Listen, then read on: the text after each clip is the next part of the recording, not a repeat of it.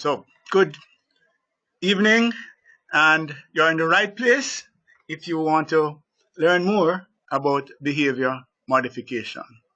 I'm Trevor Smith, and I am your host for this session.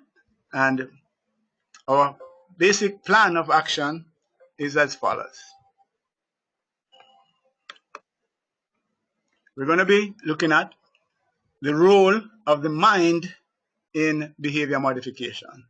We're going to get into a little bit of technicality as to a different understanding of our minds and how that impacts behavior modification, why behavior modification might be challenging. We'll give you some insights into that.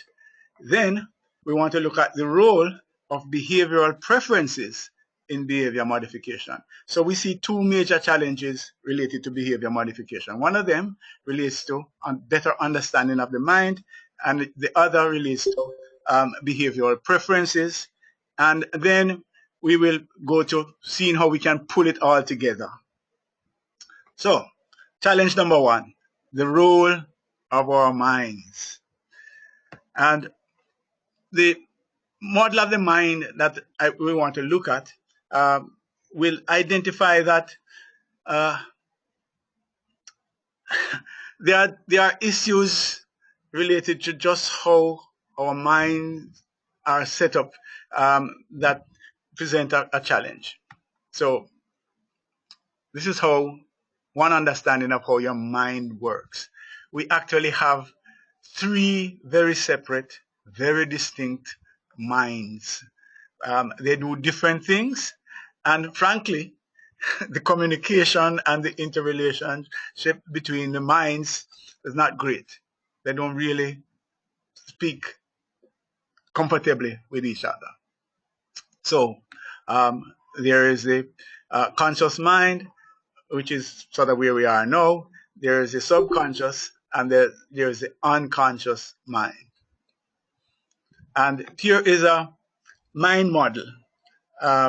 Gerald Kind is a famous hypnotist, and this is a model that he has designed to give us a better understanding of how the mind plays a role in behavior modification. So at the outer circle, as you can see here, that's the conscious mind. That's where our short-term memory resides.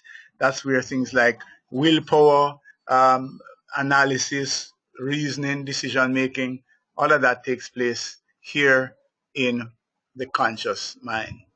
As we go into the inner circle, that's where longer-term memory is. That's our subconscious mind. And emotions, habits, preservation of ourselves, all of that takes place in the subconscious. And as we will see, the subconscious is actually the engine that drives behavior. And in the innermost circle is the unconscious mind. That's where your immune system is. That's where your bodily functions. Hopefully, all of us are still breathing. We're not doing that consciously. So that's being taken care of by our unconscious mind. All right. So this is another view of it. The conscious mind represents our awareness. That's where we spend most of our time. And it does four things, which I will go into in a little while. The subconscious mind is just below it, as you saw a while ago. And that's where our behavior is molded. And as we mentioned, the unconscious mind deals with our automatic bodily functions and our immune system. So, what are some of the roles, the four roles of our conscious mind? Basically, the conscious mind is helps us to analyze things. It conducts analysis. It seeks answers. It signals our intent, and it helps us to remember things. That's basically what our conscious mind does. And if we look at the first role, conducting analysis, that's where decision making, is there a problem? How do we identify what a problem is, and how do we solve that problem? But it also deals with some pretty mundane things like, did I close the door or should I close it? Did I turn off the stove? And when I'm going to tie my shoelaces, which one? Should I tie left or right? Yeah, fine. Maybe we don't think about it. It becomes routine, but those decisions are being made in our conscious mind. So it has a lot of work to do. Uh, um, then rule number 2, it seeks answers. And this is very, very important in terms of modification. If we understand how the mind works, is that we need to have answers. We need to rationalize our behavior. We need to know why things are. And as we go through, things happen, and we want to know why did this happen, and we provide answers. It might be of our own creation, etc. But somehow or another, we don't like to leave things hanging. We need to put them, file them away in nice places, and to our minds just keep going, seeking the answers. That's why, for example, when we have lost our cell phone somewhere, uh, we ponder it, and then we get fed up and say, okay, fine, I really don't know where it is. And then when we turn away some minutes afterwards, we say, I remember now. I left it in wherever. So the mind keeps going, finding answers, looking for solutions. And then this is the funny one that will come up in a few months. It signals intent. This is where the objectives. This is the goal setting. This is the New Year's resolution that you say, yeah, I'm going to nail this. I'm going to become a certified behavioral coach. I'm going to do all of that. And tons and tons of literature and a lot of coaching has gone into telling you, affirmations, push, say it regularly, emphasize it, write it up on your mirror, etc. Yeah, all that is good, and not saying it doesn't work, but willpower actually doesn't last. Eventually, it fades, and we return to old habits. I don't know if anybody here has ever determined that they're going on a diet and exercise program, and it works for a while, and then it doesn't work as well as at the beginning. Anybody can identify with that? Or some other project that, start of the year, we are on it, and then as time goes on, we get less and less and less, um, we started a Bible in a year reading program. Had a lot of enthusiasm, but by now, um, yeah, that enthusiasm has waned. I suppose at the end of the year, we might start and trump up again and say, yes, we're going to do it. But that's what happens with willpower. And that's why that emphasis, that drive, that recommitment, those affirmations are fine, not knocking them, but it's not enough to actually get things done. I use an example. I remember this a long time ago. It's cricket. Everton Mathis, was playing for the West Indies, and he was not out overnight. And he was saying, they have to kill me to get me out the next day. And he didn't last very long, really. So it's not for want of will and commitment, etc. But unfortunately, willpower is not sufficient to produce the modification that we want. I must tell you, this is not a sermon, so in a little while I'm going to ask you to open mics and we'll talk about this a little bit more. But let me just do the fourth one, which is basically the job of recall. And, this is your working memory. It's a memory that you need to go through day to day. What is your phone number, where you live? And we just need to be able to recall simple things. Right. So, some Comments, please. So far, anybody wants to share with respect to how these minds are actually coming together and what it is that our conscious mind does? What about willpower? Who believes that the willpower is and the affirmations really, really, truly get you there? Go ahead, Stefan. All right. Yes, Mr. Smith. I wanted to know that because you were explaining earlier that um, willpower doesn't last in the modification.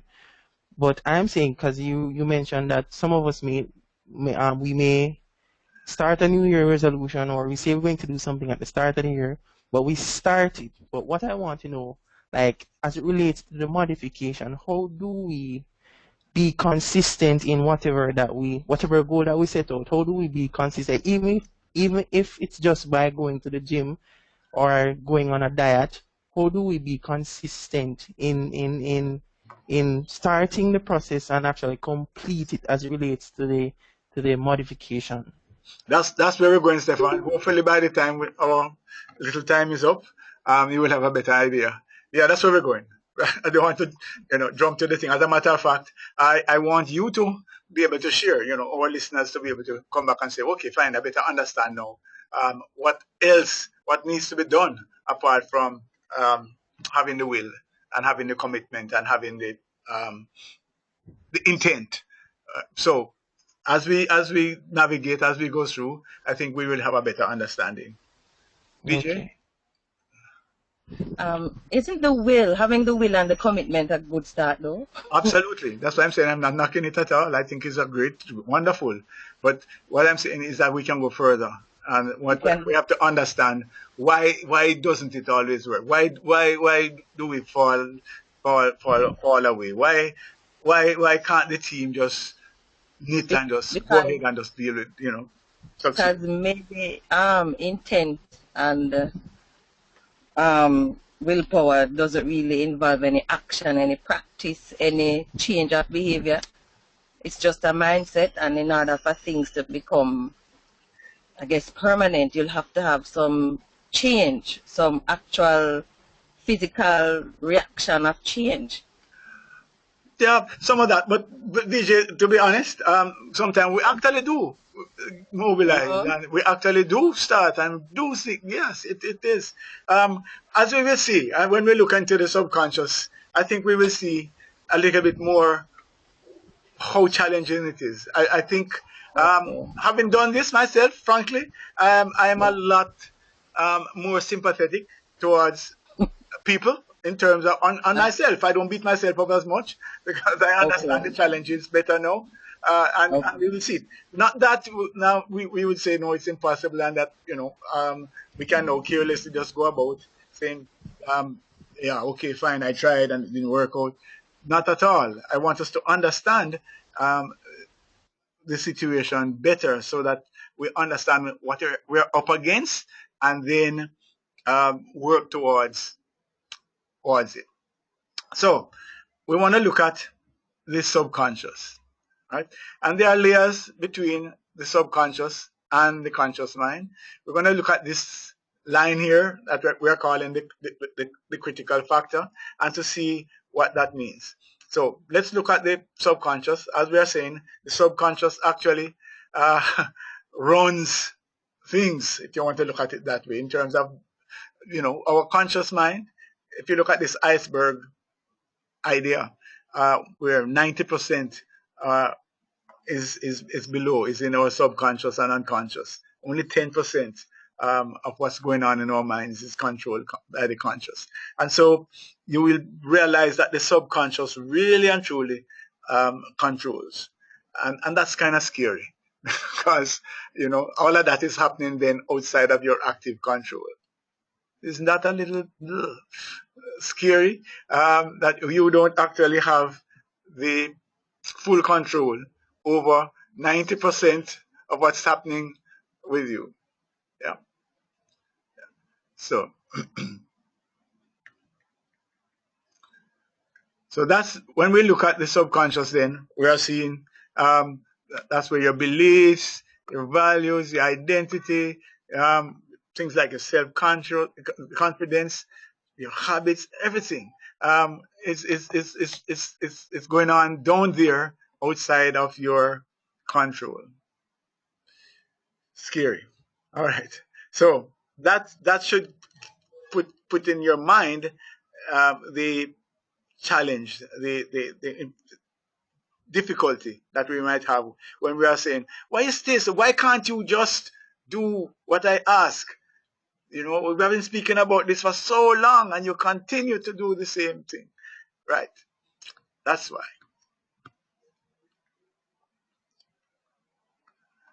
So, when I take a look at life from another perspective, a different angle, and essentially what's going on in the subconscious mind is that we have this videotaping. This is reality TV in reality. With everything is being taped. So there's a video camera that's always on, and it tapes everything that we are engaged in, that's happening around us. And the thing about it is that it can only play back, just like a video camera, it can only play back what it records. And so, in a sense, the subconscious, this videotaping that's going on, defines who we are, how we perceive ourselves, whether we are successful, whether we feel that we are underachievers, whether we have poor self-esteem, whether we are happy, sad, what our self-image is. All of those things are directed, controlled, trapped on the video camera that runs right back from birth. Some people will say pre-birth, right until now. So we really never forget anything. It's all there, trapped, and can actually be brought. Some of the hypnotists will tell you that they can actually go back and have you replay the thing in real time, real life. So that's basically what's happening in the subconscious. And the this critical factor that we're talking about here, is a sort of border patrol.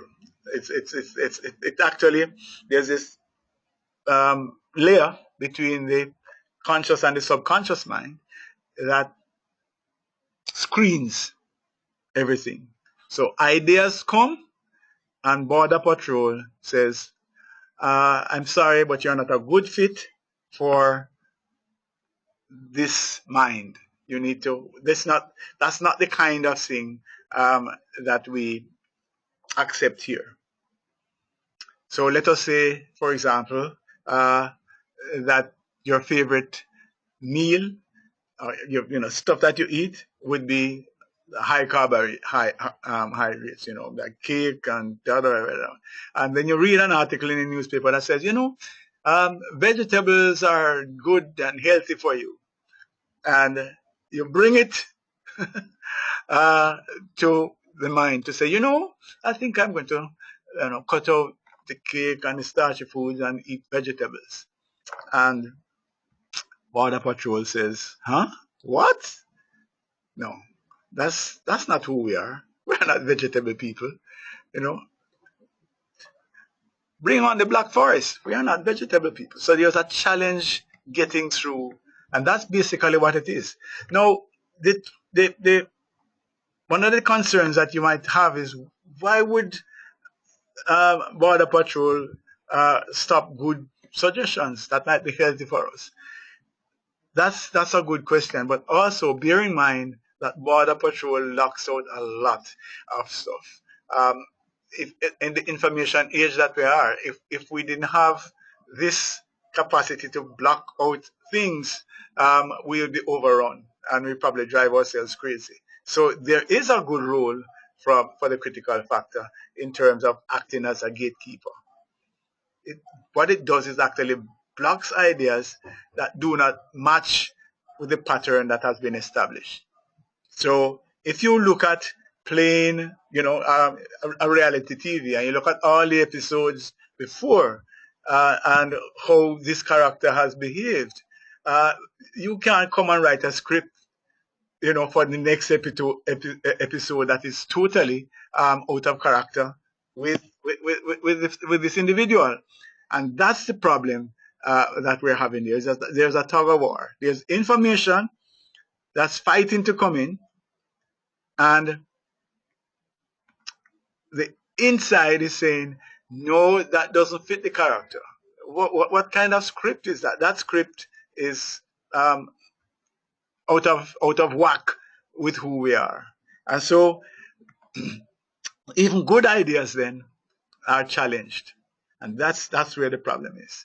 So the critical factor focuses on what our values are, as have been established by our past behavior, what our goals, what our, the threats that we perceive. All of those things are wrapped up in those video recordings. And new information needs to fit in. I want to have some dialogue here because this is the critical point, actually. This is one of the critical points in terms of understanding why is it so challenging.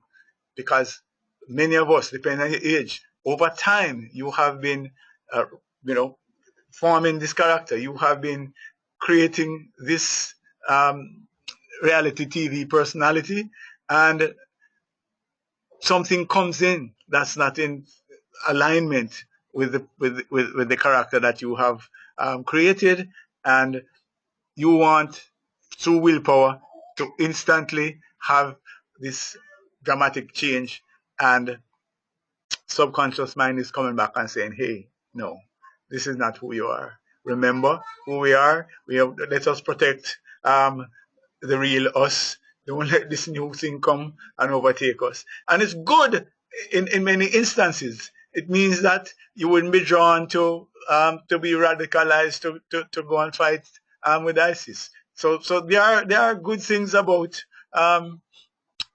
this factor, this critical factor, in terms of protecting who you are.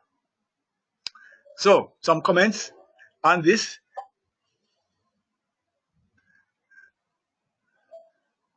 Yes, sir, Smith. Go ahead. Yeah, so as it relates to the critical factor based on habits. I mean, you mentioned the cake vegetable example. You gave that example. Let's say the mind picks up that yes, this new habit, the vegetable habit, you're going to change the diet. I'm not going to eat cake anymore, and I'm going to take up this vegetable habit. As it relates to that border there, right at the critical factor, how do we allow the mind to accept that new habit and actually continue doing that habit, knowing, because bear in mind that you said that willpower, it really doesn't help with the modification. So at what point does the mind actually accept the new habit and say, okay, even though at that point it's kind of deciding whether or not I should accept it or not, but is there somewhere in the brain, does it actually accept that this new habit is good for the body, and is it okay for it to say, all right, I'm going to do away with the old habit and actually accept this habit? Okay, you're one step ahead again, Stefan. So what you're doing actually is unveiling the menu. So we're coming exactly there. In a little while, we'll look at how do you then jump over the barrier. Yes. Okay. Yeah. Right. How do we skip over or trick the critical factor? How do we actually get through? And we will talk about that. And that's basically how we deal with behavior modification in this aspect of the challenge to behavior modification. Right? Anybody else with that? So thank you, Stefan. Yeah, we're going there. Thompson? Trevor? Yeah. Thompson? Yeah. Yes, I just wanted to find out the kind of a relationship between the conscious mind and the subconscious mind, because seeing in the subconscious mind we have habits, but in order to form the habits, it should have come somewhere from the conscious mind. So I'm just trying to find out, well, how is this habits, the habits are established without first something taking place in the conscious mind. Yeah, I hear that. Yes. So remember this taping, in order for it to become a habit and all of those things. This is going on from infancy, so those are things that are happening. All of this is becoming a part of you as you go along. So yeah, so even from your early age, you may not be thinking consciously about things, but this is the food that your parents put in your mouth, or this is whatever the experiences that you have, and those needs, those habits become to begin forming. So I agree with you. And then when new information or some change takes place, that ultimately can become a habit as well. So I agree, yes, that it has to come through your consciousness. Well, I don't know if it has to come through your consciousness, because sometimes you might not be fully aware of what's going on. But yeah, there is some passage that takes place from time to time, and hopefully we will show ways to actually let more of what you want get into your subconscious and become a habit. I think Stacey Ann wanted to say something. Oh, right. What I want to look at is in particularly change or resisting change in the workplace. It's something that at some point management has to install or instill some form of changes, and it's always going to be the first offense is first going to be resisting change. Is it because of the critical factor then why we have so many persons resisting change? That's what I wanted to verify. Okay. Stacey, frankly, most of us resist change, significant change, unless certain things are in place. And we will see. One of the things that, if we look at it from an organization point of view, you have to look at things like down here, right? I'm showing you supports when you set goals. Whose goals? Whose goals? When we come with policies in the organization and we say, yeah, let's go forward. Let us look at this. This is a great idea. For who? Is this in accordance with my goal? What am I getting out of it? So some of the things that organizations are having a challenge with is they're not presenting goals and new plans in the context that addresses my needs. How am I engaged? How am I going to be benefited when this takes place? And I think we have to understand that people are increasingly disengaged, and unless we can sell a story that says, when we do this, these are the benefits for you, that's part of the problem. And so as a result of that, what is taking place is that in here, these are my needs, self-preservation. This idea that's coming in sounds good for the CEO, sounds good for the organization, but how does it impact my life? How does it? How do I benefit?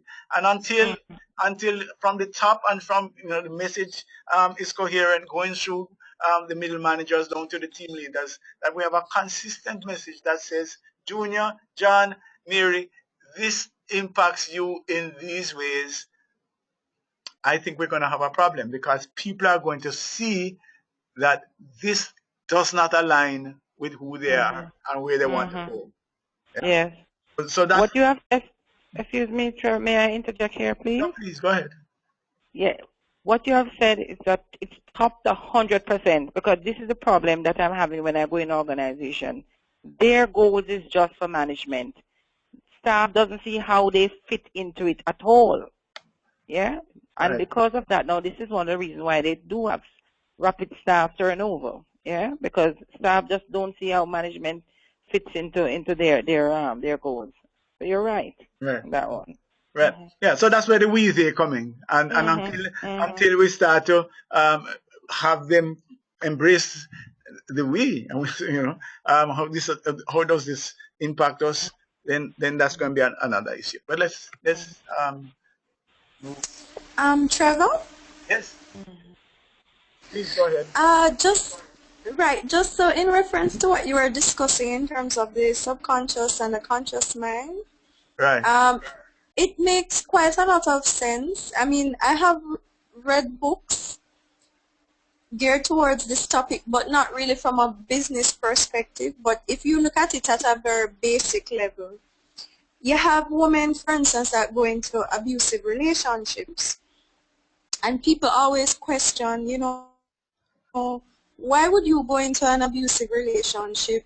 That makes no sense. If you see where the man is getting abusive, why would you not leave the relationship?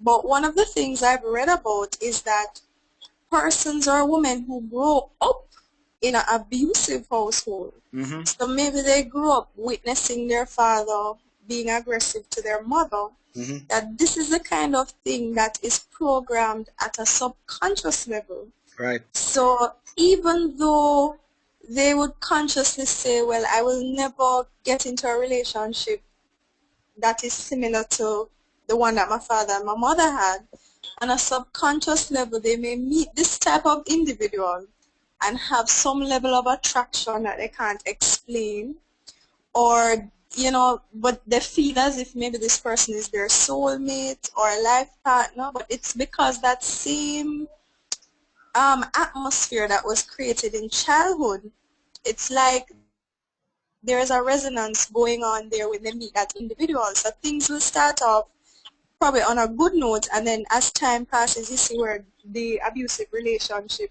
develops, and it becomes very hard for them to leave.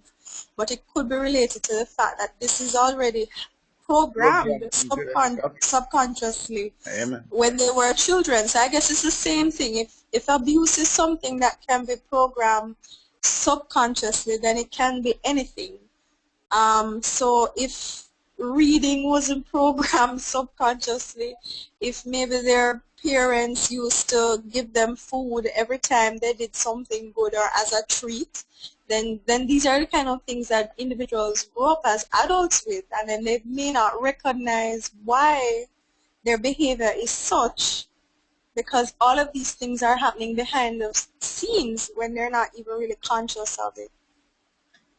Brilliant. Yeah, that's a fact. As a matter of fact, the statistics suggest that there is a higher probability of people who grew up in abusive situations being abused themselves. So yeah, but the reality is that in the subconscious, we go back. If we go back to the slide where we looked at that 90% of the your mind basically, is here we go, subconscious. Only 10% is taking place in our consciousness, where 90% is at the subconscious level. So basically then that critical factor, that line that we see there, that we need to hurdle, so if we look at it as a hurdle, we need to hurdle it in order to get good, valuable information in. That's how we're going to have a behavior modification, if we hurdle the critical factor with our suggestions. We have to find a way to get around that border patrol and find some way to be let in. But so the reality though is that there is a bias towards maintaining the status quo. This is who I am. This is how I have always lived. And the subconsciously, even though at the conscious level, even though in terms of willpower, even though we make affirmations, we put it on our mirror, we do all of those kinds of things, underneath there is a force that's saying, hey, that's not me. That's not me. All right. So in order for transformation to take place then, we have to find ways to change the script in the subconscious.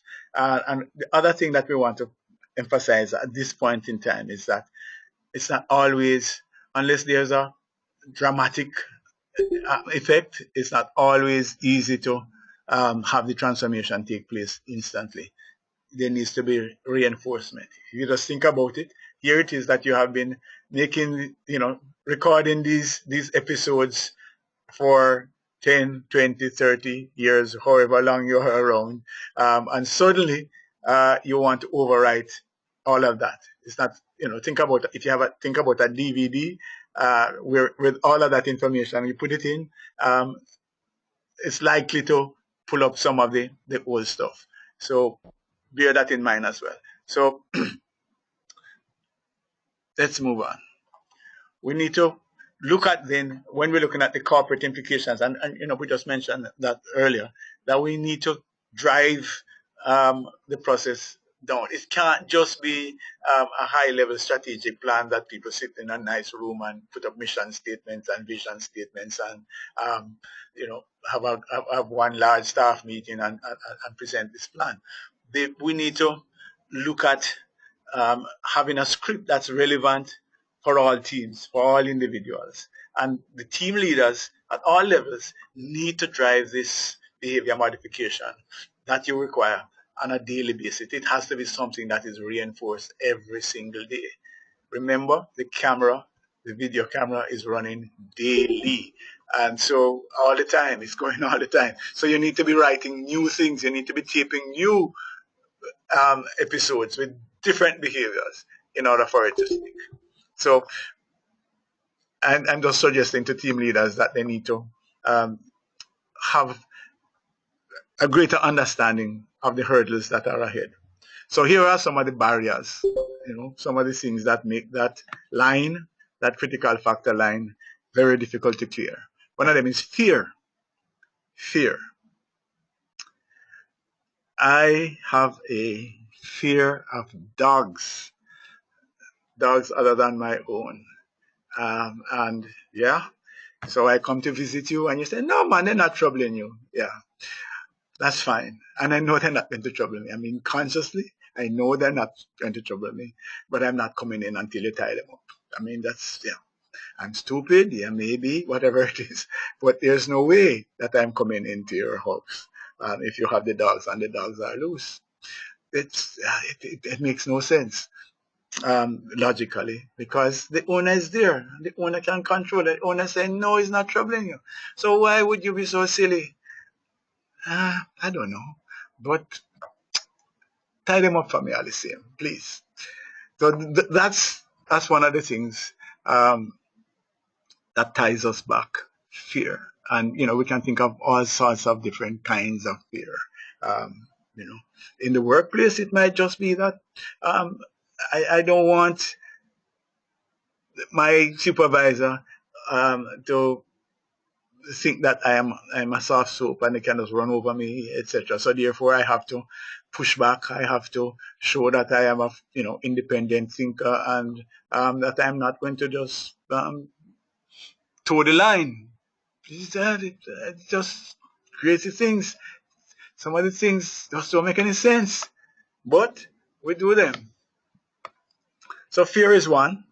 And it's a very powerful factor, a very powerful hurdle to clear when we're trying to get new ideas going. Right? And then faith, your beliefs, whether it is religious or otherwise. If we believe certain things, it's kind of hard to get that out of our head, especially if it's a firmly held belief. If we really genuinely believe Donald Trump doesn't believe that climate change is man has any influence on it, how are you going to get that out of his head? You believe that is a plot from China, and that's just it. So the policies, everything is going to be why are we wasting money on that? Okay, authority figures. There are some amazing stories. There's a story of the pilot that sat, the co-pilot that sat and watched the pilot, his superior, actually crash the plane. There are people, there's a gentleman that sat down and let them amputate the wrong leg in a, just because he can't really challenge the doctor, must know what he's doing. So he went through there and watched them cut off. It's amazing. It's amazing. So authority is a huge factor.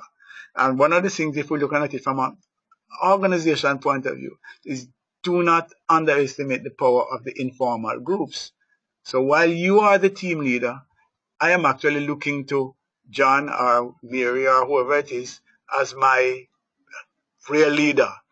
And when you are speaking, I'm actually looking to get the signal from John, Mary, whatever it is, as to whether we're buying into this or not. So authority is important. All right. Gonna again open up for some dialogue. Let me just run through another one. Rewards.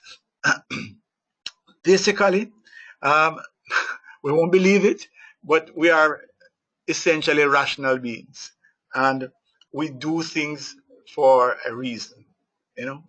Some people call it a racket. In other words, the reason why we continue to do this is that we get some benefit from it. The benefit, the reward could just be sympathy.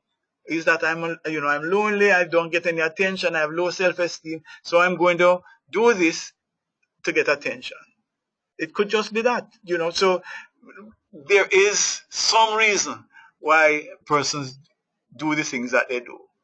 And again, if we're going to have behavior modification, we have to try to find out what is the reward. Why are they doing this? What benefit are you getting from behaving in this way? And you might be shocked at what some of the rewards are. All right. Information.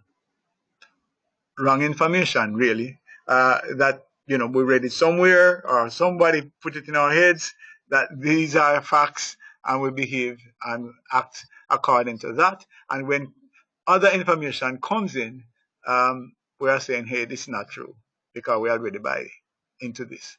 And if we follow in the US election, we'll realize exactly what is happening here is that you buy the information from your source and you shut out information from any other source. And again, follow examples. Follow the leader, follow the leader. So basically, we see it and we believe that that's the norm. And, copycat killing, all sorts of different things take place because the example has been set for us. So, can we talk a little bit about these hurdles that we have to get over if we want to effect behavior modification? These are things that confront us. These are things that we need to deal with, get out of the way before we can actually move on. Okay, yes. First and foremost, I want to agree with what Rosemary said as it relates to managers and staff. We don't fit in the manager's plan in certain organization. Probably all of them, but I'm not sure. As it relates to the critical factor hurdles, I want to take on the one fear. I'm not sure if my experience is fear, but I mean, as it relates to my director, whenever we're having a discussion on a matter, like he always wants to have the final say. And I mean, even if I make a point and he says, okay, that's a very good point, he wants to change it or put in his example or whatever it might be. But at the end of the day, he wants to have the final say. And sometimes he makes it very hard to have a conversation with him. So would you consider that fear, Mr. Smith? All right. Well, fear in terms of what now? Fear of giving you credit, or your fear of confronting him? Right, giving credit, right? Because I'm saying, you come up with an idea, you give him the idea, and he's like, yes, this is a good idea. Yeah. But at the end of the day, he accepts that's a good idea, but indirectly he doesn't accept what you're saying, or he won't approve the idea, or he won't use the idea, so to speak. May I interject here? Go ahead. Yes, to answer your question, indeed it is fair, and because I've read it and I've gone on other courses international, and it's fair on the management side, and this is what many managers face now, though they are not admitting it. the fear when they come back across the person they supervise, appear a little bit more savvy more than they are, yeah. And so they tend to, want to have the last word, even if it doesn't really stand up, doesn't have any merit, so to speak, yeah. They want to have it. So indeed, it's fear on their side, and sometimes it's another fear too would be on your side because you don't want to challenge him either,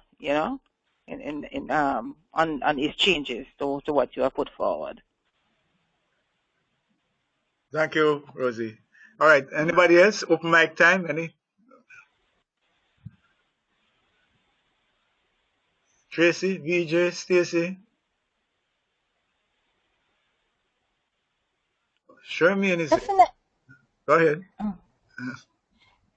Definitely, one of the big things too is beliefs and how much of a limit those beliefs can put on an individual.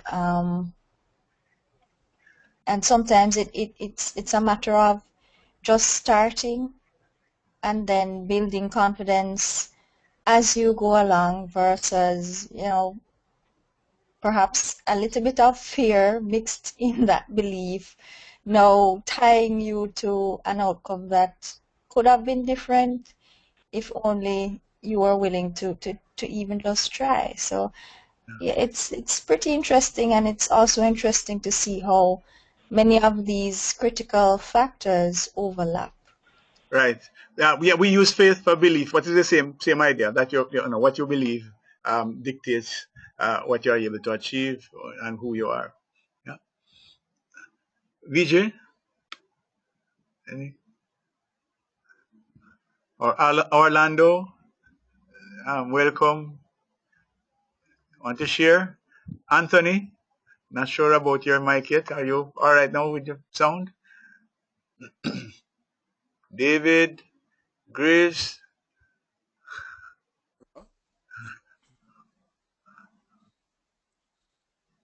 Go ahead, Anthony. Livingston here. Oh, hi. Just a quick comment. Stacey had made the point about the belief and, I guess, value systems. And in many instances, there is a lack of an alignment between the value system that is dominant within the organization and the value system of, the combatants in the dialogue, so to speak. And as a consequence, it's almost impossible to have a meeting of the minds because people are subscribing to different values in seeking to win consensus on very important issues. I guess that's a hurdle in itself, which might not be immediately apparent because it's embedded in the subconscious mind. Right.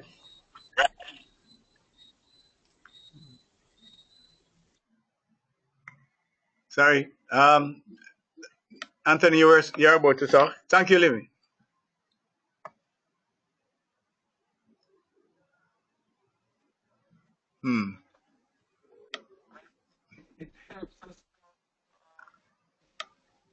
Okay. Having some challenges, not hearing you at all, Anthony. Sorry. David?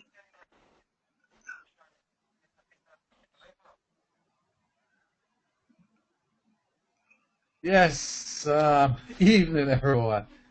Well, I haven't listened to the conversation, and I know from personal experience that it's hard to change behavior, and I don't even know what are the critical factors to start and the furthest to go, because I have some scenarios that it is challenging.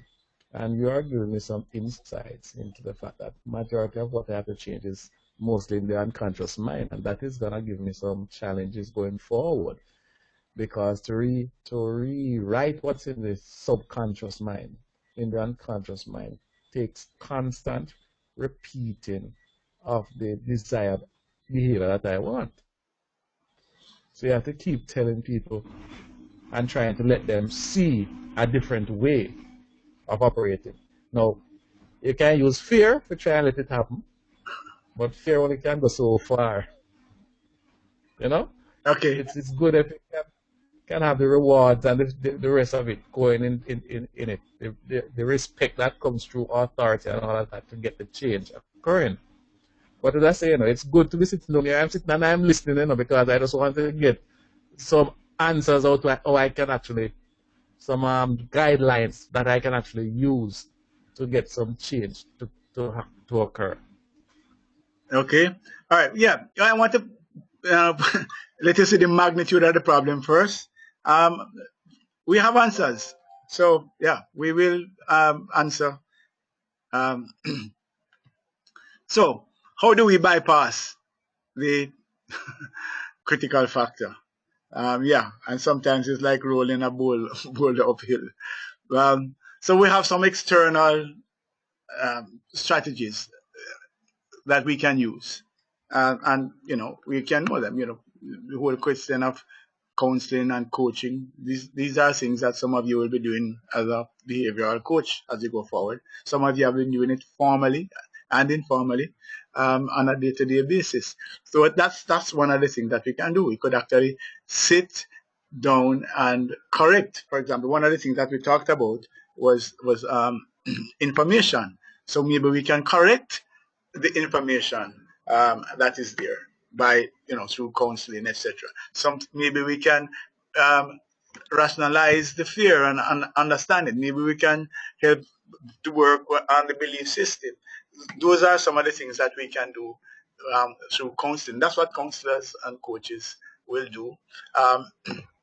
Hypnosis is another area. One goes there, and you can actually then go directly into dialogue into the subconscious in that area.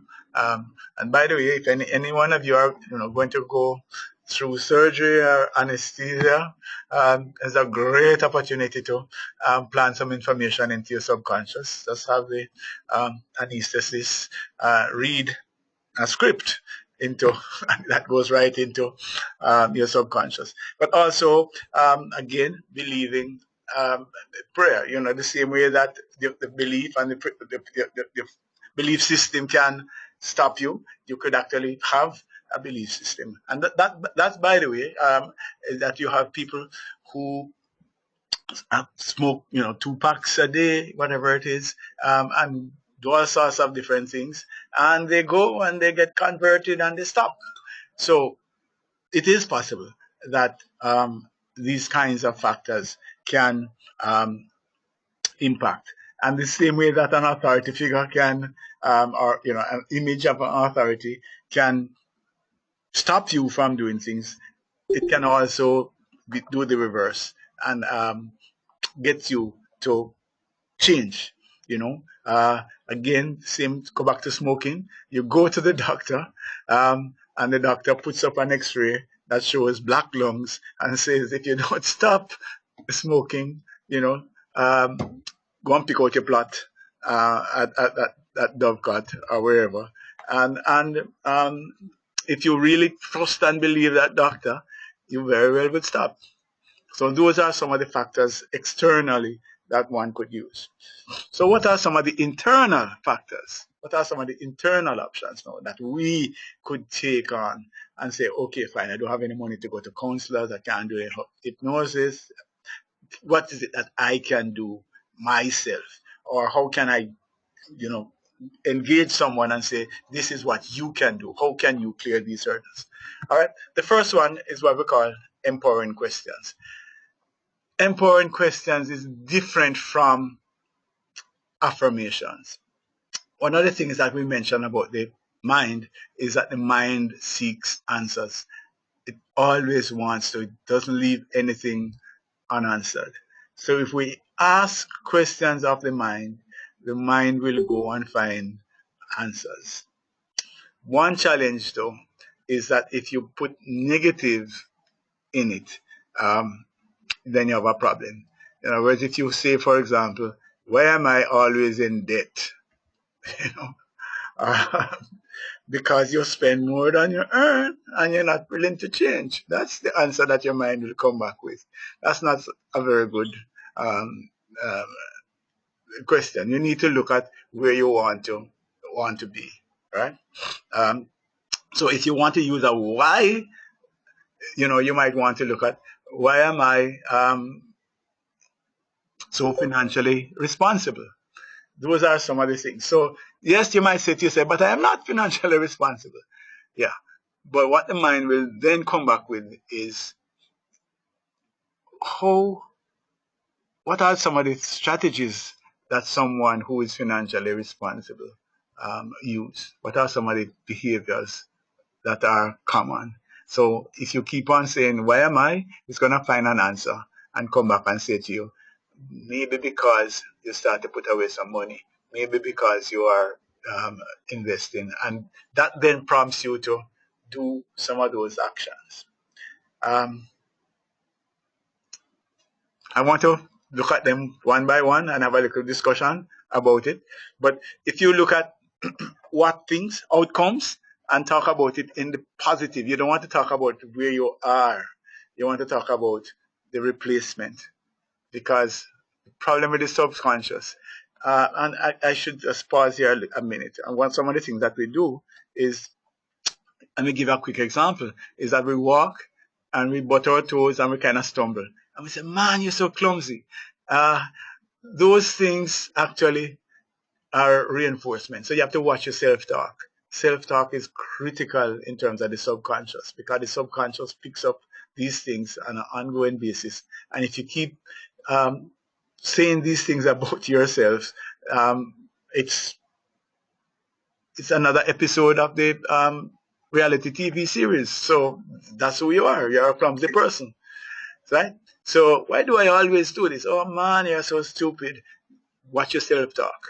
And also watch how you talk to people, especially to children, and also supervisors to shop floor workers or managers. Some of the way that we speak to people present to them an image that is not empowering. And so we have to watch how we communicate. So what are the thoughts about the empowering questions? We need to speed up a little bit here. Anybody wants to discuss questioning as against the affirmation?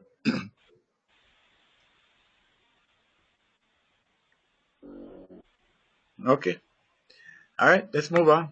Study is another one where you can actually learn how to do new things. You can actually decide, I'm having a challenge in this way. I'm going to do a course. I'm going to do whatever it is. And so, again, that would be countering information. One of the barriers is information, lack of proper information. We can feed ourselves with the right information.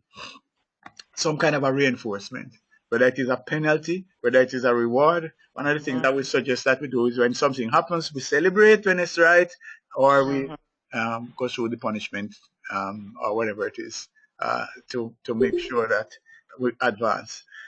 Big one I want to spend a few minutes with is this idea of the theater of the mind, this mental visioning. All of us as kids, whether we played house or nurse or cowboys and Indians or whatever it is, all of us had phenomenal imagery. We saw ourselves in different roles, and so we're suggesting that you bring back those skills. Half an hour, 15 minutes each night, quiet place. See yourself on the big screen, being where you want to be, who you want to be. So your reality TV series has been that you are poor, or that you have an anger management problem. When you lie in your bed, you see yourself as king, royalty, or I'm just saying that wherever you realistically want to be, put your mind there, and this mental imaging actually works. Yeah, I agree with that, because this is one of the things that I do to myself from very early on to motivate myself. And I have tried to pass this down when I'm doing counseling and when I'm having training session with teenagers as well. And some of the skill I taught them to do is to, before they go off to bed, they must just talk to themselves in the mirror. Yeah. And when they wake up in the morning, they do just that as well. You know, to use back your first one, empower themselves. Okay. Yeah. Exactly. So yeah, so this theater of the mind is the more realistic. You know, if you want the sounds, the sights, the smells, all of those kind of things. The more realistic, because guess what? The subconscious doesn't know the difference between whether you're, you know, a good imagining and a real event. It doesn't. It, you know, there's no distinction. So this is one way that you can actually write a lot. You know, create a lot more episodes by your mental imaging in your mind. So self-hypnosis, yeah, we have to go through training to do that. And again, same faith-based believing. So those are some of the factors that you can use to jump over the critical factor. All right. So that's challenge number 1. Mr. Smith. Yes. For the theater of the mind, right? Is it that you have to physically envision, if you're a writer per se, how about writing? Yeah. If you're a writer, for example, what are you writing? Novels, a book, whatever? No, man. Like, you're saying for the theater of the mind that you should, for like half an hour per night, see yourself where you want to be, right? Yeah, that's why I'm asking you. What kind of author are you? Are you writing novels? Are you writing comic strip? No, I wasn't doing it in that terms, but I do write children's books. Right. Okay. Oh, that's what I'm saying. All right. So let us say. So what you want to look at now, is a series. You know, that imagine yourself. You know, when people are going on Amazon, they are seeing this highly successful series from VJ, and you want to work back from that. Now, how did this happen? And you might trace back to say, okay, this was my first book. How did I get it there? These are some of the things that I did in order to get there. So that's basically what it is. You want to look at your end result, celebrating, you know, your amazing success. That you know you're on profile, being interviewed, and you know TV stations all over wanting to talk to VJ about your book. And then as you're doing that, you'll be amazed to see little details start to fill out. You know, because you have to you're going to start to picture the cover of one of your books. That might give you a title or a design for it. What is the book about? Why are people so interested? That gives you the topic. You understand where we're going? So that's where you want to go. But let your mind be loose. Just go back and play the same cowboy. I was one of the fastest drawers, you know, of a gun. You know, fastest gun in the West. So, you know, basically when you go there, you're not going to be the one that gets shut up. You know, you want to be the winner. So in your imagining, be the best that you can be, and actually play it out. See it, you know, see the awards, see the books, you know, go through. But what I was saying that if, for instance, because you have some persons who are not the most imaginative in the world, even though there's something they did from they were children. But I'm saying if it is that writing, you start writing what you envision for the creative juices to flow in your mind, if that's a good way to start. Yes, anything that brings out a vision of where you want to go makes sense. Writing it is good. The thing about why I'm suggesting like the closed eyes and the dark whatever it is that you don't have any distractions. You know, when you're writing and it tells somebody come you or whatever, but when you're there, you're closed off and you can actually let your mind roam. That's basic. That's the only reason. But of course, writing it is fine. Because what comes to mind when you made that suggestion was Shelley-Ann Fraser, because she always says that she envisions herself at the top of the podium. Yep. And she does this, and I guess she has a feeling of what it feels like to, so the feeling wouldn't be anything new to her. So she knows what she wants and knows how to get there. So it's actually, right. Yeah, that's a fact. and there are studies that shows that the imaging works very well, right? So don't underestimate it as a factor. All right, so want to move forward and to look at the second major challenge, why it is not as easy sometimes to make the change, and that is because of our behavioral preferences, right?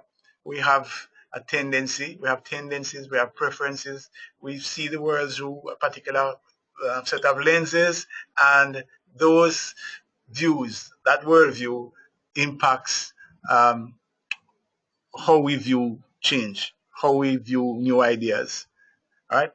And essentially, uh, part of it is the language that we speak. In effect, we speak different behavioral languages.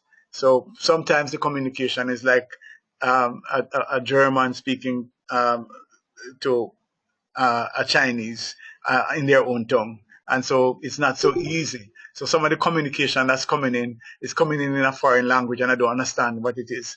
A lot of that, by the way, is happening with some of our supervisory individuals who use dominance. Sometimes when they're coming in and they're shouting and barking at others, they don't understand that some of the people are not hearing them in the sense of understanding, buying in, accepting it. It's like they're speaking, Russian, and I'm speaking Greek. I just don't understand what you just said, and so you can understand. So yes, that there is. I mean, you're shouting loud enough that I hear you, but I'm not, quote unquote, hearing you because we speak in different languages. And that's something that we need to understand. And that's happening in the family, it's happening in the workplace, it's happening in school, it's happening all over, where this communication disjoint is causing problems. And the modification, the changes that we want, the unification, the cohesiveness that we are seeking is not possible until we can again jump over the barrier. And just quickly, the behavioral languages can be mapped out on this chart if you want to look at it. If you think about some lines, where on to the right you would have more outgoing behavior, and to the left somewhat more reserved. At the top would be more task oriented, and to the bottom more people oriented. And where outgoing meets task, that's the red zone. That's called the dominance. That's where you want to take charge, you want to make things happen, you want to be dynamic, get results, be very direct in your communication, etc.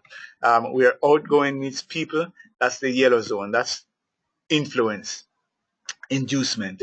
Here it's about doing things with and through people, want a lot of variety, want to have fun while we're having things.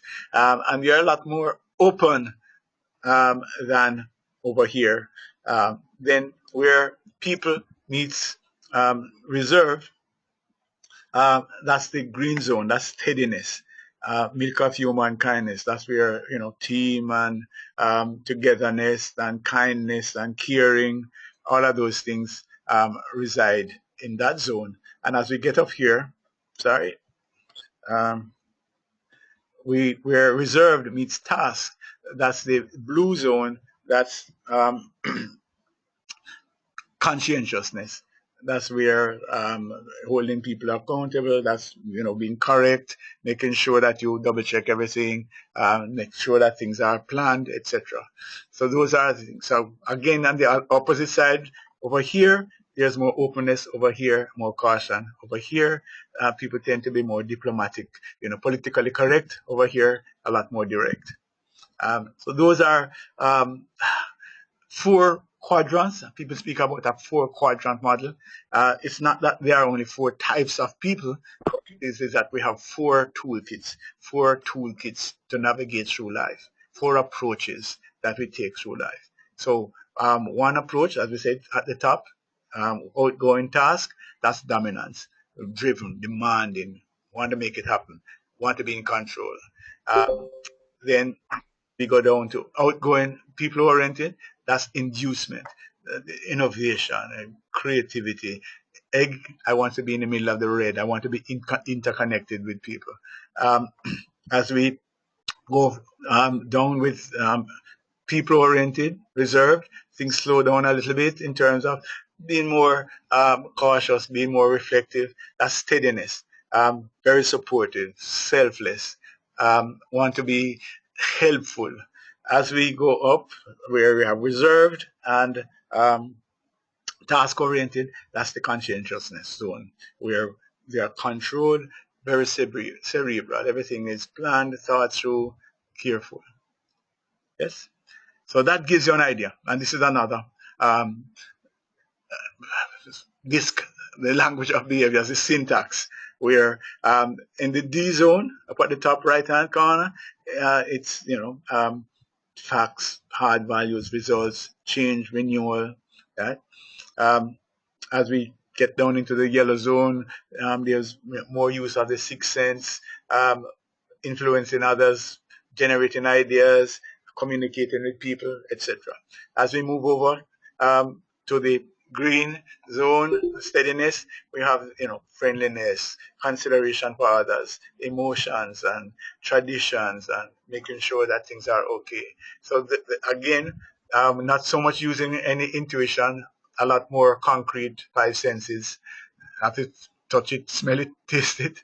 And as we get up into blue conscientiousness zone, we're looking at logic, we want systems, we want methods, we want to check back, and we want to hold people accountable. We want to make sure that instructions are clear.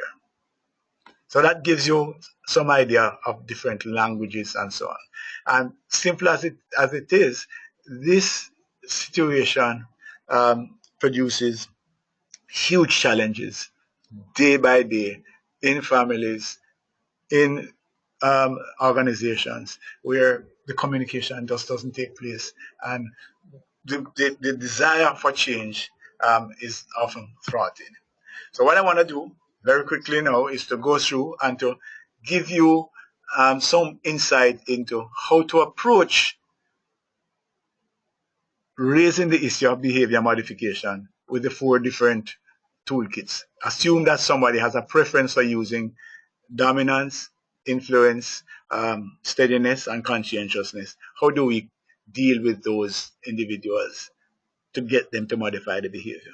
So we want to start with John Wayne, who acted mostly using the dominant style. Okay, so one of the things that we need to do is to be clearly business-like. This is not your business. We need to get results. Time is money.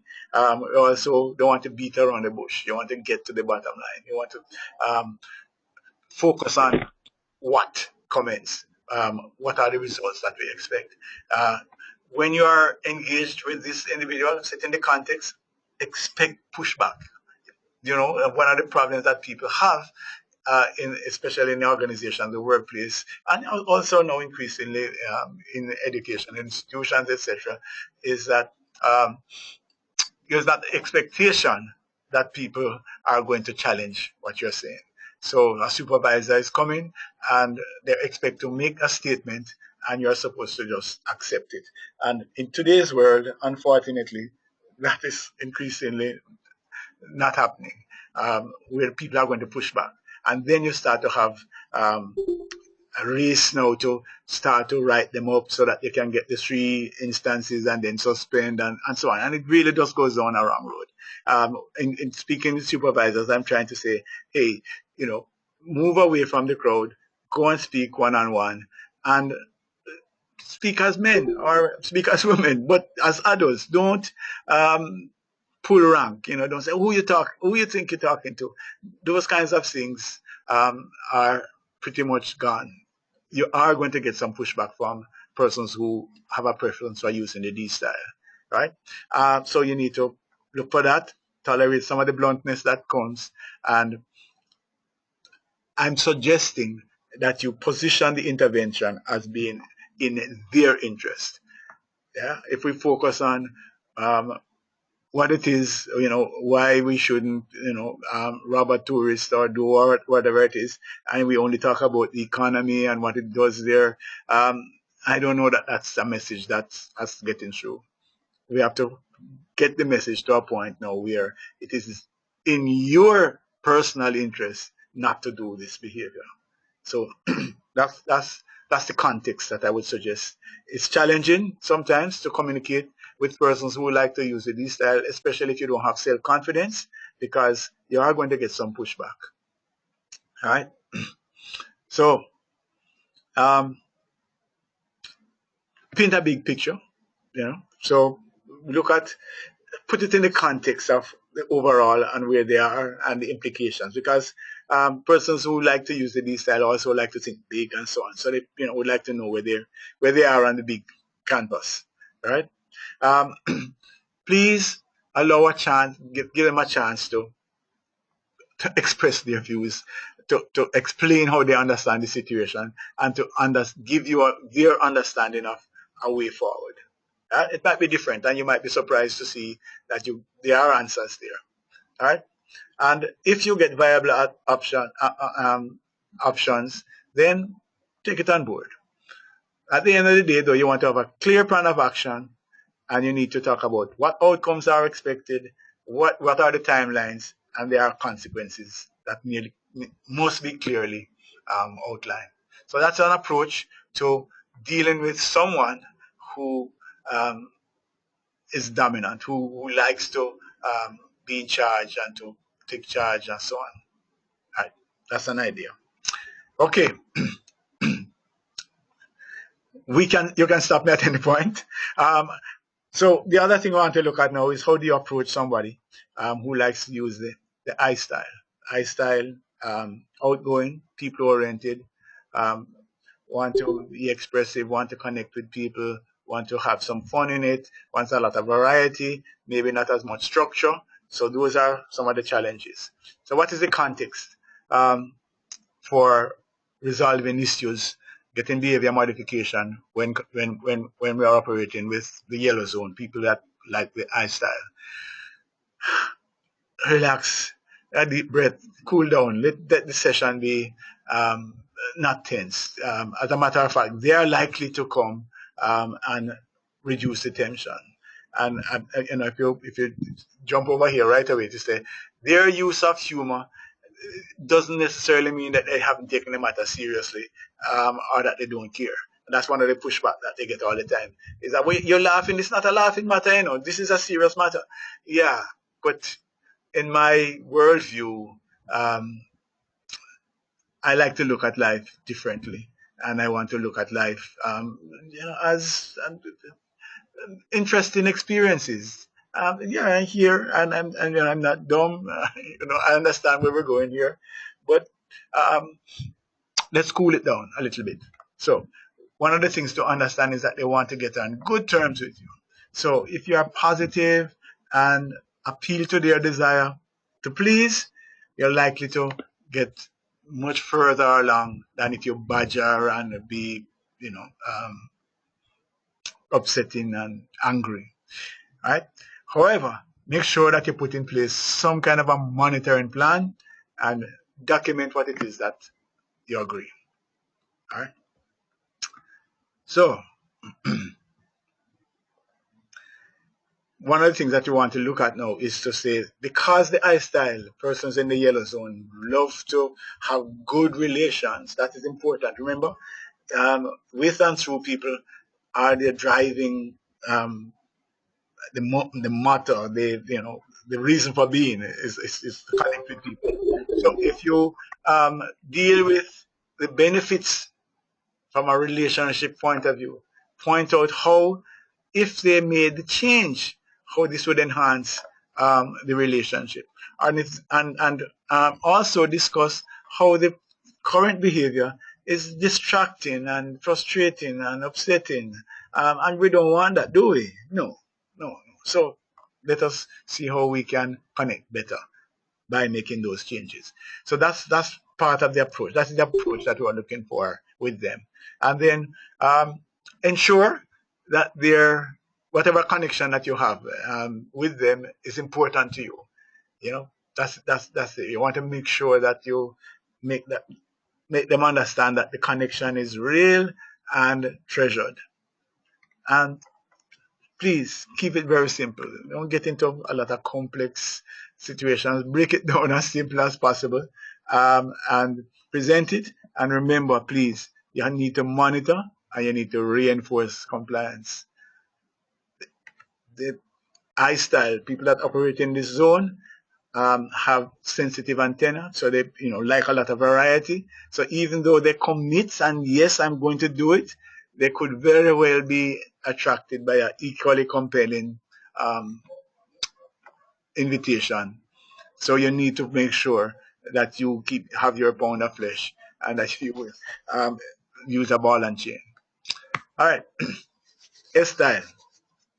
In a minute, open mics again. All right. So how do you approach behavior modification with the S style? Before I even move to the slide, I would say to you, with a great deal of sensitivity, be very careful. All right. Listen, be very patient. Be very patient. Patience is one of the hallmarks of persons who are in the green zone, the steadiness zone. Very patient, very caring. Will listen without interrupting for days. So you really need to listen and just listen. I'm speaking especially to persons who like to use dominance and so on, who they will interrupt, they ask a question, and if they don't get an answer immediately, did you hear me? I'm asking you a question. You don't want to do that. That's you might as well terminate the discussion right there. Be sensitive to their needs and try to be understanding. Always be polite and be respectful. Also, hypocrisy doesn't work. So, all of this, this no job and the, fancy talking. At the end of the day, persons in this zone are really listening out and they're going to be discerning. And when you come to the real behavior challenge, they're going to say, so that is why all of this praise before and all of what you're saying. Yes, we coach people to talk about sandwich, where, compliment, issue, compliment. We talk about that, but with the persons in the steadiness zone, they're going to just pick out the middle, the concerns, and throw away the two slices of compliment. All right. Also, it would make sense for you to find out what's going on underneath. They're not very expressive. They're not going to come and just vent and share, open up their whole lives to you. So maybe the behavioral challenge is being caused by something else. And so you need to gently try to ferret that out. But this can only happen, by the way, if you had established trust. So if there's no trust, getting behavior modification done with persons in this style is a challenge for you. They can do it of themselves, but you might have a problem convincing them to change if the trust is broken. And also, finally, you need to allow some time for the modification to be internalized. They're going to think about it, they're going to go home, they're going to stew about it, they're going to ponder, and if it makes sense, and they're not necessarily keen to push back, etc. They want to cooperate, etc. But they need to buy into it and believe that you have the best interest at heart, and this is good for you, for them, and for the organization. Right. And then the C style. Finally, how you get the commitment. Be informal. Don't pressure them. Tell them how it's going to work. Go through step by step by step. You need to do that. And also follow it up. Let them know that you're there to hold hands with them and to make it happen. But while you're doing all of that, soft glove, make sure that there is a firm commitment, and make sure that there is some plan of action to make it happen. And while you're doing that, make sure that you don't betray any confidentiality, because that's going to bust the trust as well. That's S. And finally, how do we jump over the hurdle with the C style? Persons who like to use the C style, right? There's no question at all about this. This is not about me or you or them. It's about facts. You just basically are going to resolve this matter on the basis of facts. Right? So we're going to look at the information. We're going to look at what is, were expectations met, what is this complaint about? Is it justified? Is it fair? Is it true? All of those kind of things.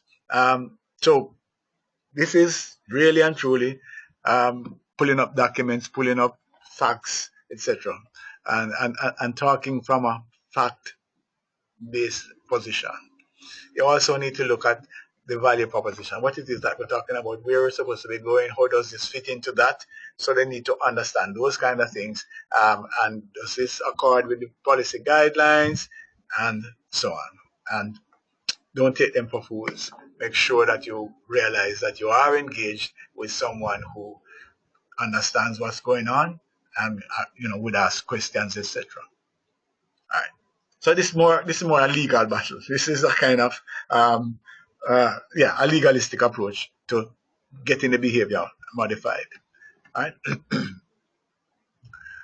All right. So one of the things that you want to look at then is be logical. This is a way forward.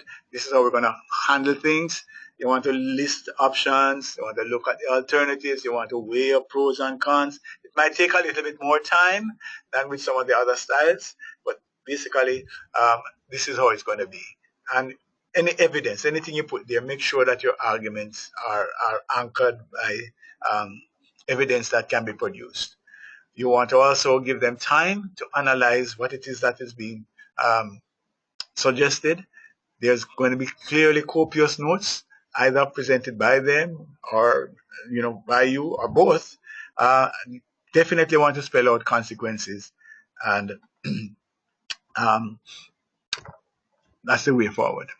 So pretty much, how do we pull it all together? Some questions here? Still out there? Questions, comments, suggestions? Wow.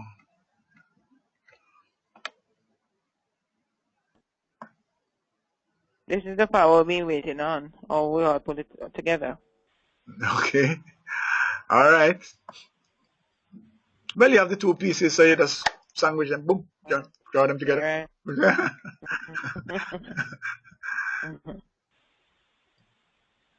Anybody else out there? Yes, sir. Yeah, I'm here.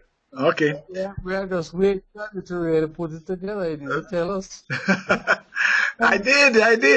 This is just brief, yeah. So, Mr. Smith, are we going to get this this outline?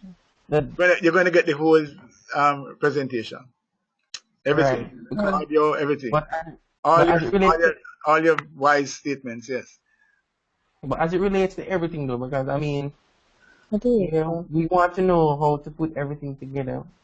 Yeah. But at the end of the day, like, I mean, if we should apply whether the I, C, or the D style, you have some persons like within the organization, like take for instance, go back to my director, like, I mean, he's cultured in a certain way, and I mean, he's stuck in his ways, so I don't know if I should even try to apply one of these style. I don't think he's just going to accept because he's just stuck in his ways. Stefan, you'll be surprised. Yeah, true. We can be. They'll really be surprised. Yes, we can be managed upwards. We will show you. I mean, that's what the certified behavioral coach program does. It show you how to manage upwards, downwards, beside, etc. Right. Mr. Webb or Miss Webb, I don't know. There's a Webb. I don't see the last name. Wanted to say something? Go ahead.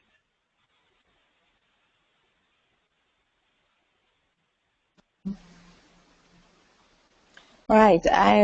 Okay.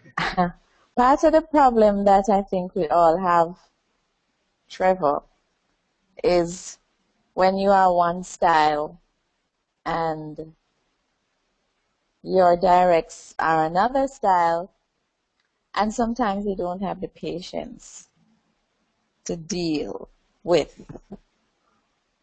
how they operate. That's always quite challenging.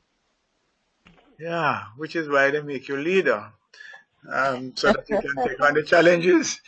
Yeah. You know, as she just said about leader, Trevor, patience. Going through, I don't recall, you know, which area you touch on with that, because that is very crucial, and this is The some of S the things style. that I find with the The S management too. style. Style is I more was just patient. about to say that. And Mr. Smith, I don't see you mention anything about Yeah, patience but in the patience, About what? patience. about patience. I Yes, did. I did.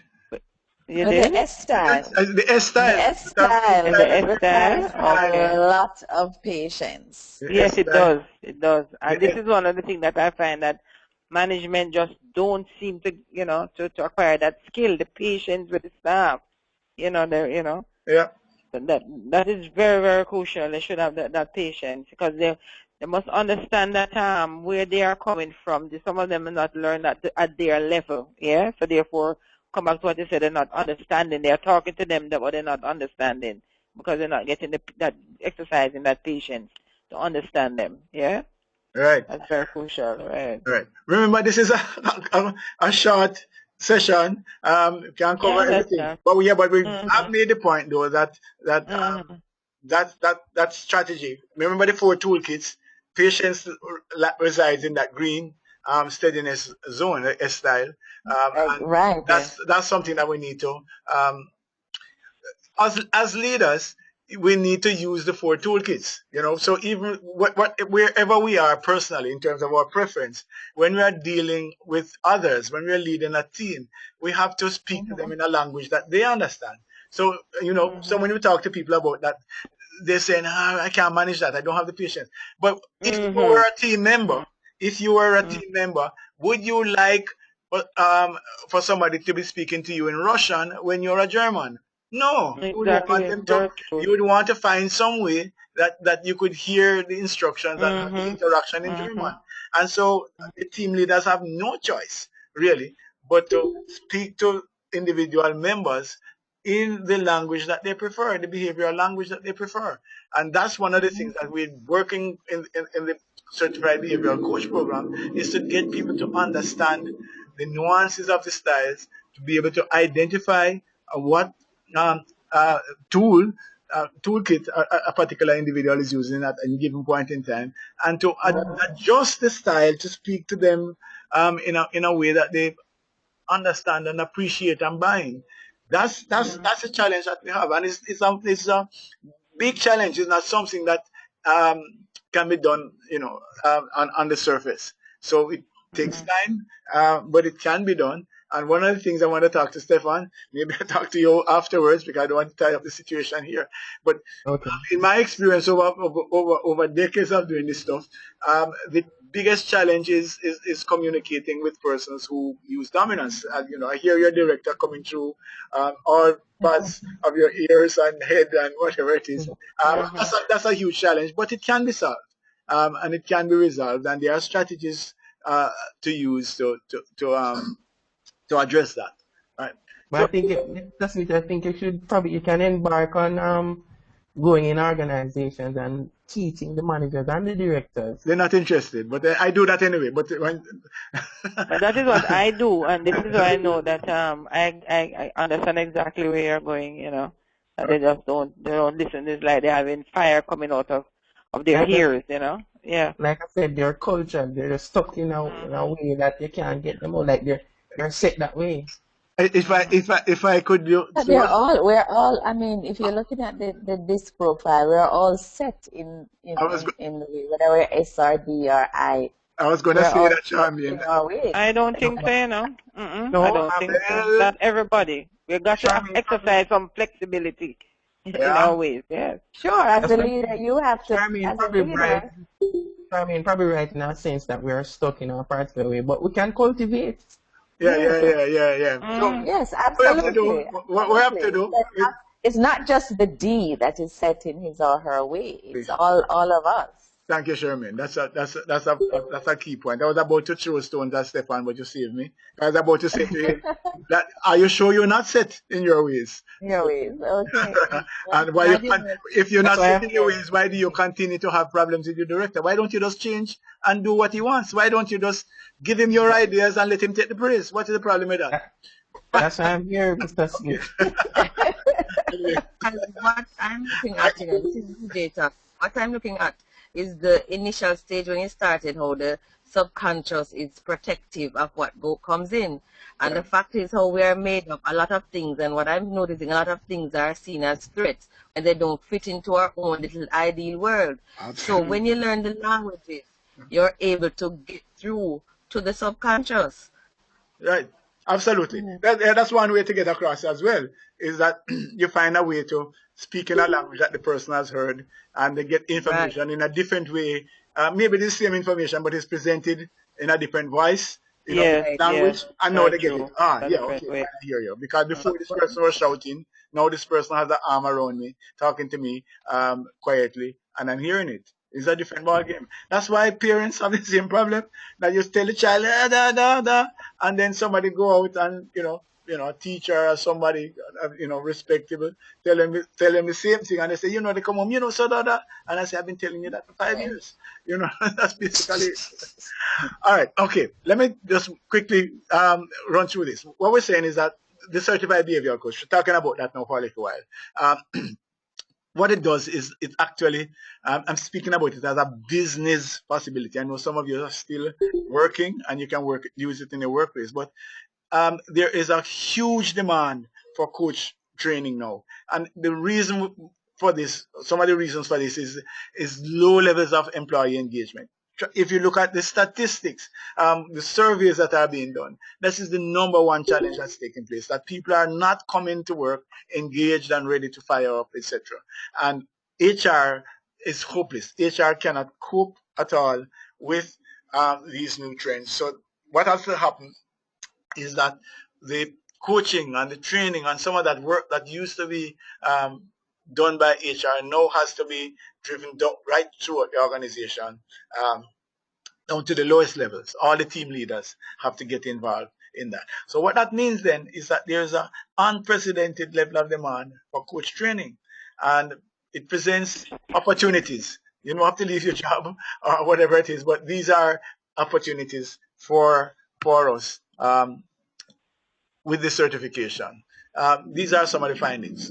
Deloitte does this human capacity study every now and the last study showed that a big problem related to leadership, retention, Rosie talked about staff turnover, all of those kinds of issues are front and center, right? And so the HR, the finding number 9 there, actually showed that these people were actually saying, something, when we rate ourselves, we're not doing very well at all. We're just not coping. We're not addressing the problem. And so one of the things that we need to do then is to look at this whole question of reskilling and how do we go about getting people engaged once more? How do we manage talent in a different kind of way? Not in this centralized HR learning and development unit, but as a cohesive whole, where we have coaches and mentors throughout the organization, people empowered to effectively guide, coach and mentor others. So that's basically what it is, and that's how the certified behavioral coach was developed. It was developed to address these needs, whatever perspective you come from, whether it is leader coach or whether you're from the counseling side or whether, like Kirk, you used to work with disadvantaged youth, or like who is it now, Vigil, who works with boys who are incarcerated.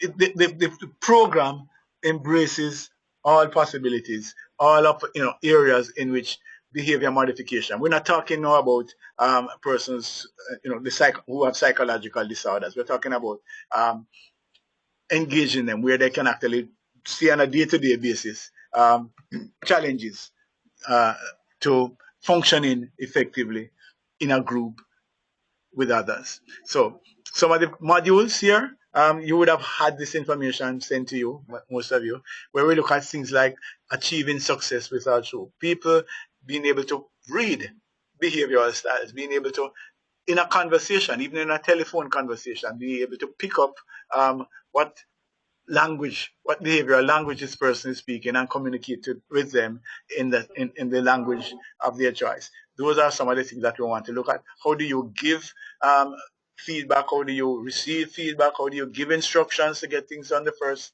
time? And then critically, we work with the development of high performance teams. How do we get teams to work effectively together? It's a huge challenge because people just don't understand each other. You know, information is not given in a way that all team members understand. We do some work, and sometimes it is the manager that comes in and say, you know, I have a problem with this particular individual. But when you do the assessment and do the analysis and look at it, you realize that the problem really is that the manager and the people who get along with him speak one language. Let us say they are D's, use the D toolkit, and the person who is having a challenge with them might like to use the green, steadiness toolkit, and the communication just doesn't work because the manager fails to understand that they're not getting through to the individual. So the program also includes some International Coach Federation specific areas where you actually get the overall ICF certification as well, accreditation, but it deals with two modules dealing with communicating effectively, listening. Listening is a huge, we should just have a whole program about listening alone, and then the questioning issues. So those are some of the things. How it is delivered, it's 18 sessions. It's going to be like 9 weeks. We'll do 2-hour sessions. So like Thursday nights and Saturday afternoons, 4 to 6, 7 to 9 on a Thursday. We do 4 hours per week for 9 weeks.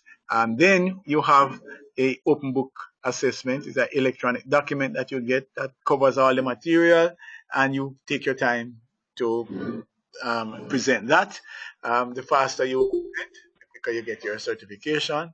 Then you get literally tons of support materials, including electronic multimedia books, large library of materials, and also this online course, a 10-module course that you have unlimited access to.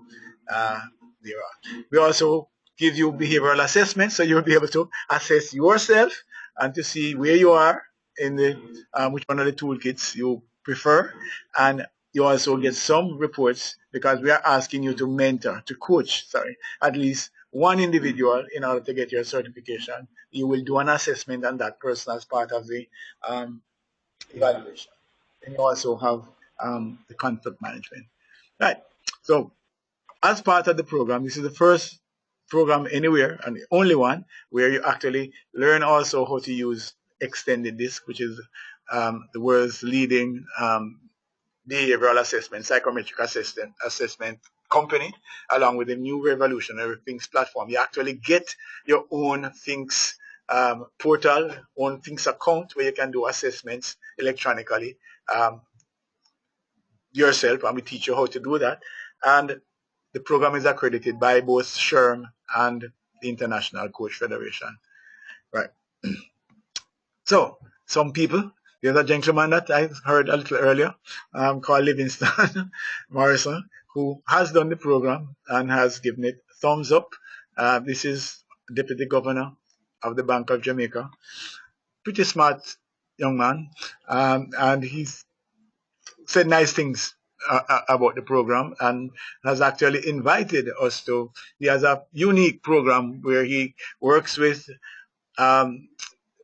persons, university graduates who have 4-point averages. They bring them in and give them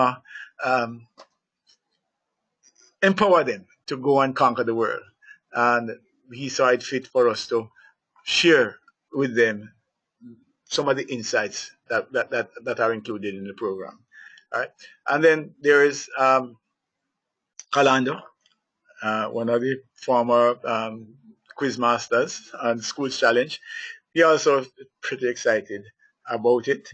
And finally, another lady who is with us. Jean hasn't spoken much to us tonight, but life is good. This is one of our most accomplished educators, leaders, and she did the program. This is somebody with their PhD and so on, and yet still Jean was gracious enough to um, endorse the program and to consistently share how valuable it was to her. So it works. That's basically what it is. We do good work, and people step away empowered. All right. So we're going to skip some of this and then look at what we're offering today. Just for participating, everybody here will get a copy of our conflict management ebook. But the big thing is that if you complete your registration for the certified behavioral coach within the next 10 days, we're going to give you a free pass for a colleague or a friend. What does that mean? It means that two of you can get certified for a singular investment in becoming a certified behavioral coach. So we might even extend our payment plan to cover this amazing offer. So two of you can get in at a half of what other people have paid or are paying. Right? The world needs our coaches, so we want to encourage you. I talked about the mission. So now it's your turn. Make a commitment and take us up on this one-time offer. So even if you don't have any friends, if you're like me and you don't have any friends, maybe you have to be like Rising Star and go out and find somebody, sell somebody the idea to come on board and get your certified behavioral coach award for a half the price. So that's a suggestion that's there. The cost is $1,400 US. Questions, comments, suggestions, takeaway, anything. This is your time. I'm here for you. Hi, this is Kerry. I want to thank you for the presentation. Just want to quickly talk about one topic. You think about some of these practices and information that you've shared, and just kind of applying this more at a corporate level. I think one of the earlier points is that you made is that you have to reinforce this daily. So, something that's interesting to do, because I think there's a lot of it which is around more self-management, how you get yourself in the right mindset, and also like your direct managers, how they can manage different personalities on the team. Then rolling that out at a larger scale, and then trying to reinforce that daily. I think that's kind of a interesting concept, as well as something that would probably require multiple tools or approaches to be able to get that done. But one key point I was going to make on that is I think a key part of it is the examples point, which is, you can have all of these things, your mission statement, and this is kind of the values that the company has. But people are looking at the kind of the exec levels and some of the leadership, and if they really do not see that being acted out or practiced, then no matter how much you reinforce it and post up signboards, etc., really won't get infused within the organization. Brilliant. Yeah. You have to have match, action, behavior has to match the words, etc. Because that's basically what the critical factor is looking at. It is saying something incongruent is happening here, and I'm not accepting this. Go ahead, Mr. Ed.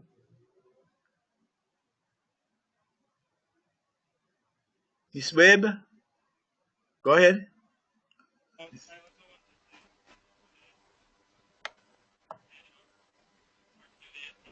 Not hearing that.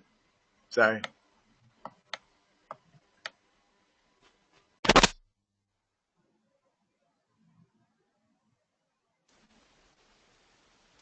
Yes, sir, Smith. Yes, sir. Go ahead, Stefan. Yeah, I want to thank you. I appreciate this this webinar, and I really look forward to to be a part of it. I really look forward to getting certified as a behavioral coach. And I mean, I think a lot of information has been disseminated, but I mean, I kind of get the core understanding of what it means to self. I mean, as you apply it individually, but also helping the general public, persons who are disenfranchised, youths, and even older persons. And I mean, I think this is a step towards changing ourselves and how we look at ourselves and how we look at the world. And I mean, and it helps us to, it's a step to make even the world a better place. I mean, it starts here. That's what we're about. That's basically the mission. You know, I've shared here the financial part, you know, the business thing. But at the end of the day, really and truly, what we would like is for people to come on board who wants to make a difference, because there's a fundamental problem going on. You know, I didn't get the price though. I think 1,400 US. 1,400 US. Okay. Right. What I know you and Pat, you've given us three examples of persons who are talking about the coach training.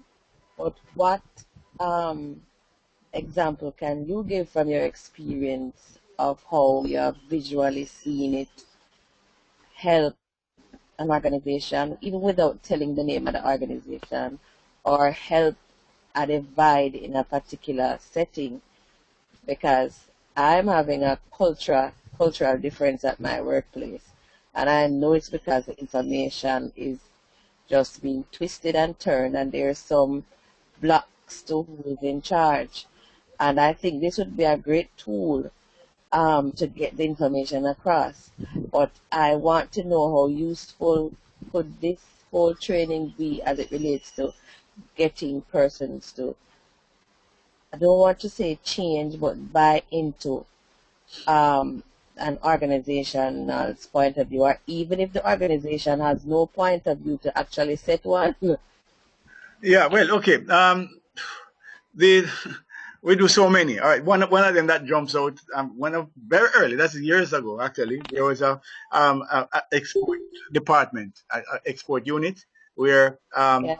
a new manager was put in. A new department manager was put in, and that person liked to use the dominance toolkit, and there were real all sorts of frustrations and problems, and so we were called in to come and try and sort the problem out. Not the first, that was one of the early ones, but not the last. We have done many of that, and so we did what we do. We do a team analysis. We actually have them do the behavioral assessment, extended the Sphinx behavioral assessment. Sphinx wasn't around then, and we create a team map, and then we look at the individuals and recognize the differences in language. And at the end of the day, very early in the piece, we recognize that the huge challenge was the fundamental shock that the team had as a result of this dominance. They didn't understand it, and the person didn't understand them.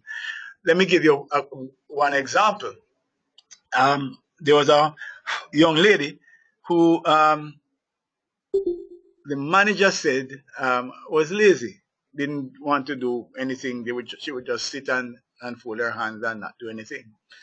When we investigated, we found out that that young lady actually had a lot of initiative, and she actually did something on her own initiative. And the manager says, next time you ask me before you do it. You ask me before you do it. And so, being compliant, coming from her S style, the green zone, she waited to be told.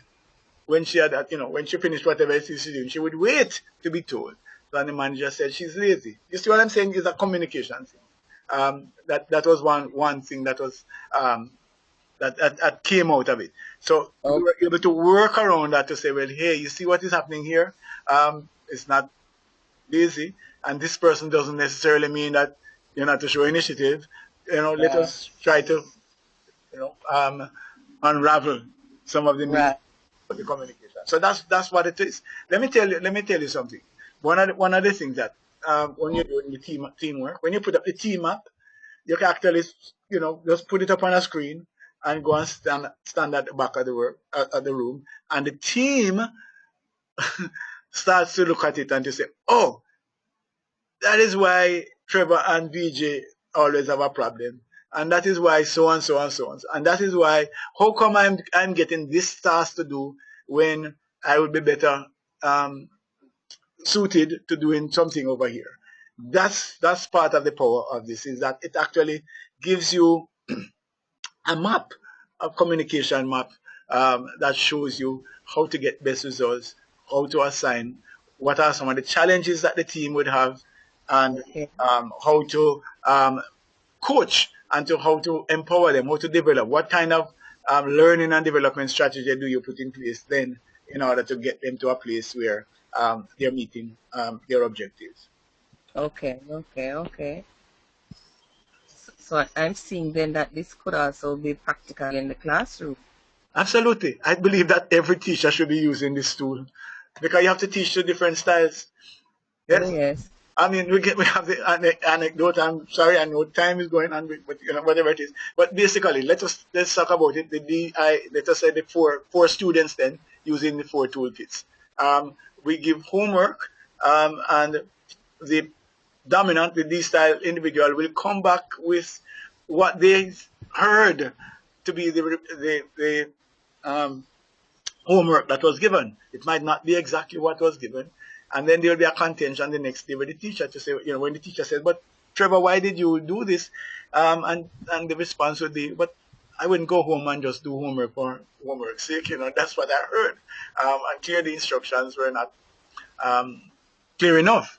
And the yellow zone might have been explaining to a colleague what teacher was struggling to, so they didn't actually get that there was homework given. So they come the next morning without the homework and scramble to get it done. And the green zone steadiness would have asked several times, Miss, do I understand that this is what you're supposed to do? And so on. And of course, the blue conscientiousness would have technical questions to ask that the teacher might not be able to grasp it. But that's basically what I'm saying, is that you speak to 4 different communicators. And so you have a better understanding of how to get best results from each of your students. All right.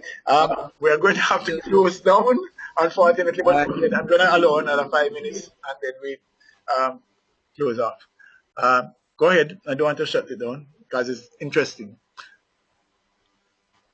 Livy, you still around? Yes, Trevor. Very, very good session, as always. Thank you, sir. Looking forward to the continued engagement on this very, very important skill set that you are developing. Yep. Thank you.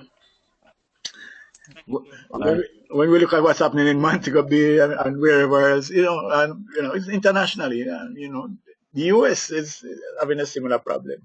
It's a major, and some of this comes down to some of the things that we engaged in tonight. Kathy. Hi, Trevor. Thank you so very much. I thoroughly enjoyed this session, as usual. Your usual style. This is a very good program for anybody to get involved with.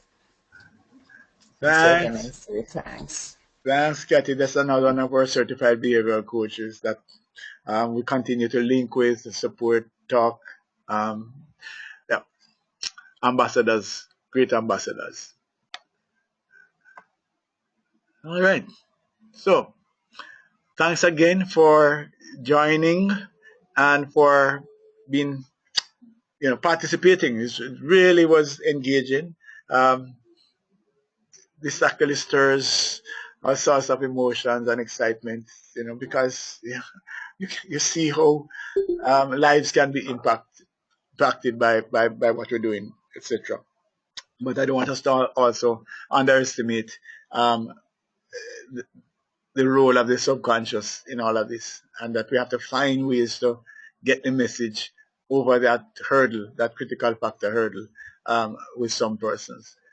really challenging. You know, we have some people that are coming to Sunday school now, and believe me, it's a huge, huge, huge problem to how you get them to even speak a language that you know that we understand and that they can understand. But that's part of the work that we have to do. Thank you and good night.